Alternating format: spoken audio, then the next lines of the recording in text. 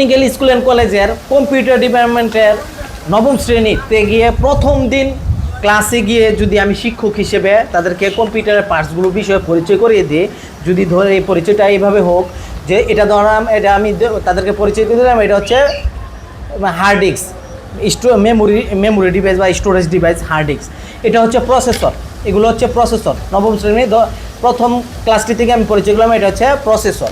আর এটা হচ্ছে মাদারবোর্ড, এটা হচ্ছে কম্পিউটারের মাদারবোর্ড। আর এগুলো হচ্ছে ফ্ল্যাশ, মানে এগুলো হচ্ছে ফ্লপি ডিস্ক। এই যে পরিচিতিগুলো করাই দিলাম, এগুলো সম্পূর্ণগুলো আমরা ইচ্ছাকৃতভাবে ভুল বলছি নামগুলো ভিডিওতে, একটা জিনিস আসলে বোঝানোর জন্য।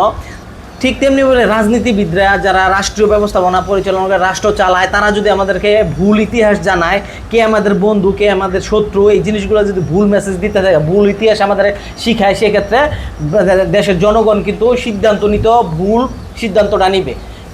সঠিক ইতিহাস জানাটা খুবই জরুরি, এবং সেটার জন্য শুধুমাত্র একটা দলের রাজনৈতিক নেতার কথায় আমরা সেটা সঠিক ধরে নিব না।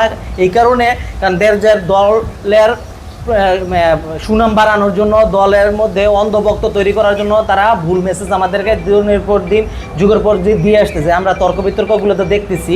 সুতরাং সঠিক ইতিহাস জানার জন্য কোনো দলের অন্ধভক্ত হওয়া থেকে বেরিয়ে আসতে হবে, আমাদেরকে সঠিক ইতিহাস জানতে হবে।